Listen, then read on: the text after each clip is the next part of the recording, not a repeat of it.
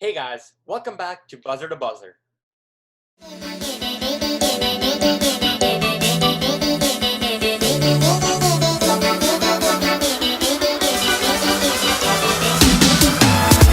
Today, we're going to start off with one of our old segments and do a current news flash about the current situation going on with the whole NBA and how we can resume the NBA season.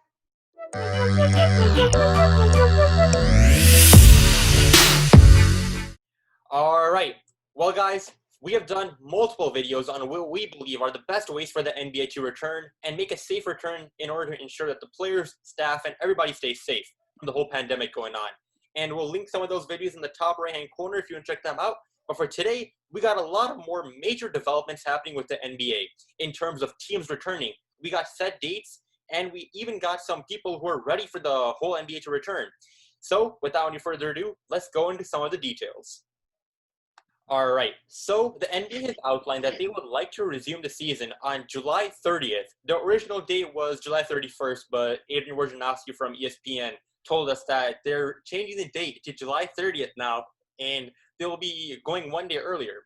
Furthermore, there will be 13 teams resuming, coming back to the NBA season to finish off from the West, 13 teams, and 9 teams from the East. You might ask why there's a different number of teams from each conference. Well, that's because there are more teams in contention for the number 8 seed in the West than there are in the East. We'll put the teams up in the screen right now if you want to check them out. Well, guys, so we know which teams are coming back, and although the schedules have not been fully outlined for which games and who will be playing who knows who will be playing who, do we have any thoughts, any general thoughts on do we like this format? We still got a month and a half almost till the NBA resumes. Any thoughts? I think in the West, it's going to come down to the Pelicans and the Grizzlies, them being like the closest contending by record. And I think whoever wins that battle between them two is going to decide Rookie of the Year, too, between Zion and John Morant. It's going to be, I'm the superior rookie. That's why my team won. They're going to win Rookie of the Year and that 8th spot in the playoffs. Yeah, I can't really think of a team other than the Pelicans or the Grizzlies to become the 8th spot. And yeah, for sure, Harsh, what you said. I think it's going to be a battle of the rookies, and it's going to be like a huge factor in people deciding who wins Rookie of the Year.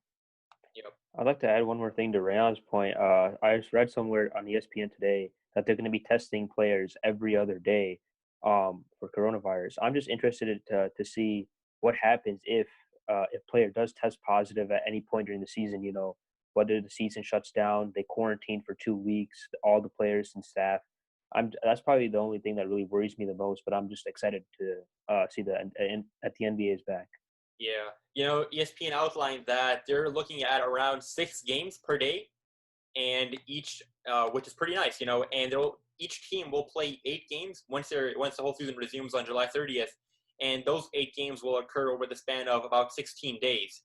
So they're trying to minimize the risks, and, obviously the NBA has been a pioneer in this whole movement of getting sports back, and Adam Silver has headed the way pretty nicely. I'm sure that they'll be taking the sanitation necessary, all the efforts necessary to ensure a smooth rollback. And speaking of a rollback, NBA released some more specific dates on not only the season resuming, but also on free agency. Free agency, which will now start on October 18th.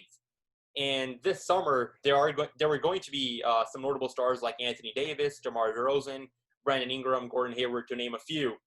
And I think we all know that the number one person who has said, Anthony Davis, will he be coming back?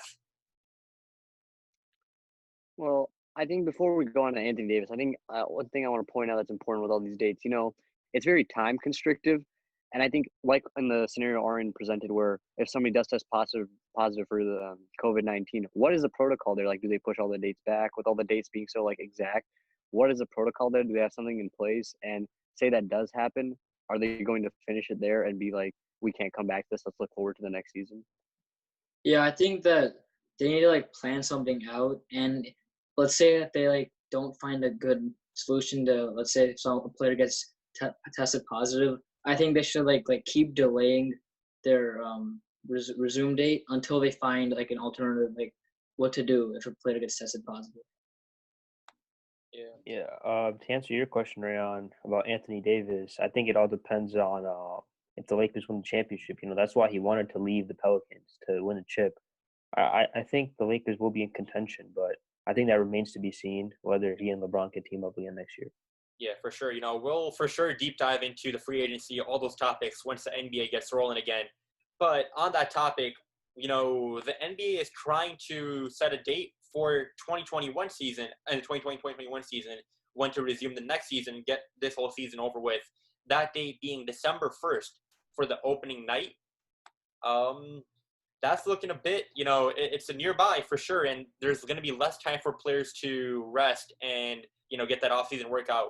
But I believe that them having this 3-month interval to obviously be ready, it's going to be interesting to see which players have stayed on the grind. Like, Nikola Jokic, the picture the other day came out of him all of a sudden shaving off 50 pounds and being so much more healthier. There's going to be players like him, and there's going to be players who, maybe like they weren't trying.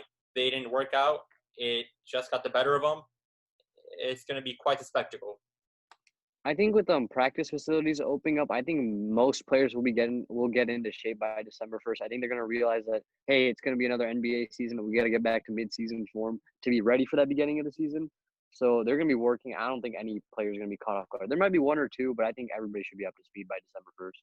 Yeah, I also expect many of the players in the later rounds of the playoffs, the teams that make it to the conference finals and NBA finals, I expect a lot of those players to rest at the beginning of the next season. Just, kind of pull a Kawhi Leonard move to, kind of sit down, take a couple breaks here and there, and get back into the season. Also, just wanted to point out that there might be a second wave of COVID-19, and it can hit pretty bad, even worse than it is right now during that time. So I'm not really sure. I think that they just the NBA is obviously going to keep an eye out to see if anything changes in COVID-19, and they definitely need to keep the players safe. Abi, you bring up a good point actually, because the other day I was reading an article that Orlando, Florida, and the Florida General State area, and along with 22 other states, they're seeing a rise in COVID-19 cases now. And for sure, some of that can be attributed to the protest and all these people gathering in massive amounts of people. But it's going to be scary to see, all these people coming back. Florida saw a 3% upshoot in their cases. So it's going to be interesting to see, like you guys mentioned, if one player contracts the virus again, is it going to be, okay, we're done. This season is just called off. We already did a hiatus, suspension once before. We're not going to hold it off again.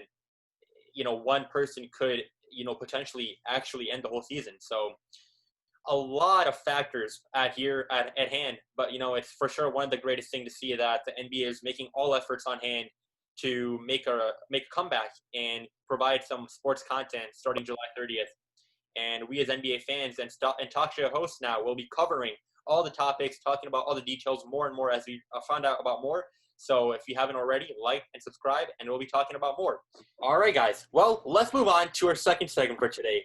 This being a breaking news sort of type of story, which has been developing over the past couple of weeks about the first draft pick in the NBA 2019 NBA draft, that being Zion Williamson, is being sued by his former marketing agency, the people who used to sponsor and represent him, Prime Marketing Agency, for $100 million, claiming that Zion received illegal benefits and was paid, essentially, along with his family, to attend Duke University.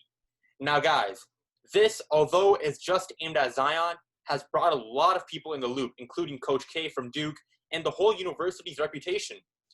Now, with the evidence which we've seen so far, including the discovery and the claims which his previous agent, Gina Ford, I believe her name is, she made, what do we think here? Do we think that there's a possibility that Zion was, swayed by external factors to make them move to Duke, a Nike-sponsored university? Is there something fishy going on around here? What do you guys think? No question that there was anything fishy going on. I think a good portion of college athletes, they get paid in one way or the other to attend high-name universities and colleges to, play for their teams. And I think this is just one scenario that came into light, but many high-profile athletes like Zion have been paid in the past and will continue to get paid because of the way the rules are. And definitely something did go down here.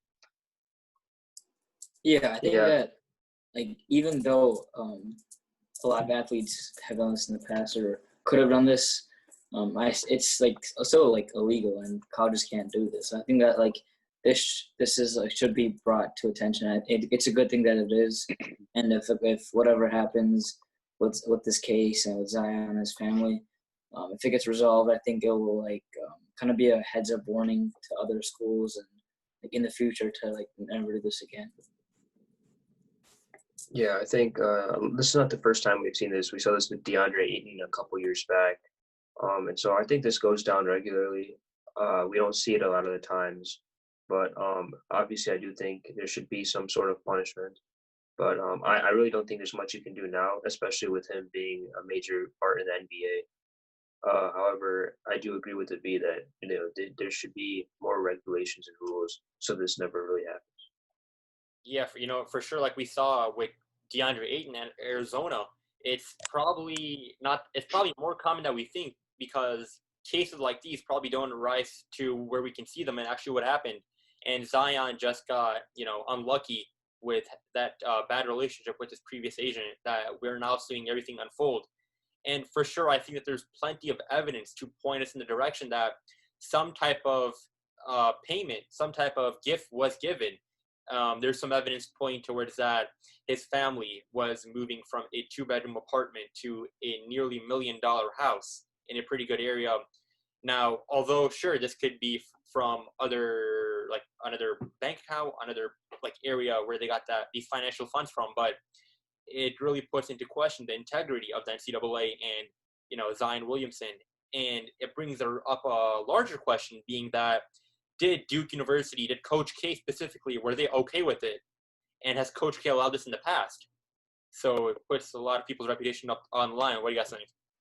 Yeah, no doubt that this had not happened in the past. Duke, UNC, all those big name colleges have definitely done it before. I think the main point here was I think Zion's former recruiting agency was kind of upset that he left in the manner that he did, and they're trying to make a point with a high-profile player like Zion Williamson, number 1 pick in the draft, number 1 player in the country. I think with him they set a nice precedent point that hey, you can't get away with this no matter how big you are. Yeah. Let me bring in something funny, actually, which was a legal mishap, actually, a couple days ago by Zion, the previous agent, Gina Ford. She's trying to bring the dentist into trial by saying that Zion used the money to apparently do some work with his teeth. And NBA Hall of Famer and all-around legend, Shaquille O'Neal from the Lakers, saying that unless Zion got a molar treatment, why is the dentist getting involved in this? So I thought that was pretty humorous how they're Gina Ford's trying to go, and his previous agency is trying to take any measures to, go after Zion and make that point. Yeah, it makes sense why she's trying to bring the dentist in because they're trying to do everything they possibly can to get the $100 million from it. However, I don't think it's going to resolve anytime soon, and hopefully this sets a precedent so that no other players do this. Well, definitely. We'll be updating you guys on the current situation, and we'll for sure be talking about the outcome of this case on a later episode as soon as the trial date comes about and more information starts coming in. But as usual, we're providing the latest info. Give us a subscribe, like this video, follow us on our social medias. As always, we hope that you guys enjoyed. Leave your comments and your thoughts on the NBA resuming and this whole Zion thing going around in the comments down below. And we hope to catch you guys on the next one. See ya.